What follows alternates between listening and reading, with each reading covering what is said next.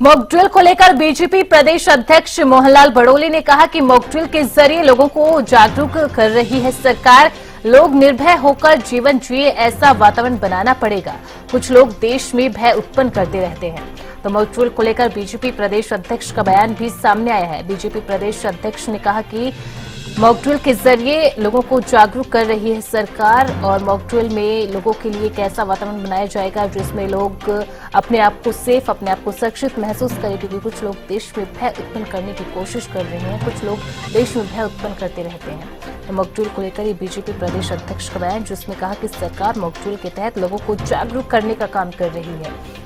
साथ ही साथ लोगों को सिखाया जा रहा है जब आपात स्थिति होती है या कुछ ऐसे हवाई हमले की आशंका होती है तो उस समय लोगों को क्या करना है, किस तरीके से अपने आप को सेफ जगह पर लेकर जाना है, किस तरीके से सुरक्षित अपने आप को करना है, ये तमाम चीजें आज मॉक ड्रिल के जरिए सिखाई जाएंगी। और इसी को लेकर बीजेपी प्रदेश अध्यक्ष का ये बयान।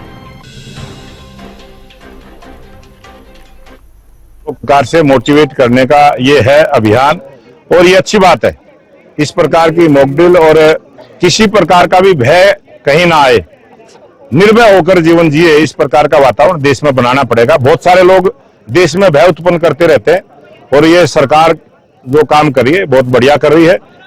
मॉक ड्रिल के माध्यम से लोगों को जागरूक करने का काम करेंगे। प्रकार से मोटिवेट करने का ये है अभियान और ये अच्छी बात है।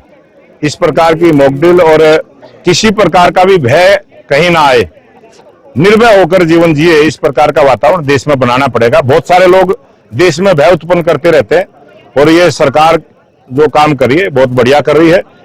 मॉक ड्रिल के माध्यम से लोगों को जागरूक करने का काम करेंगे। प्रकार से मोटिवेट करने का ये है अभियान और ये अच्छी बात है। इस प्रकार की मॉक ड्रिल और किसी प्रकार का भी भय कहीं ना आए, निर्भय होकर जीवन जिए, इस प्रकार का वातावरण देश में बनाना पड़ेगा। बहुत सारे लोग देश में भय उत्पन्न करते रहते हैं और ये सरकार जो काम कर रही है बहुत बढ़िया कर रही है। मॉक ड्रिल के माध्यम से लोगों को जागरूक करने का काम करेंगे।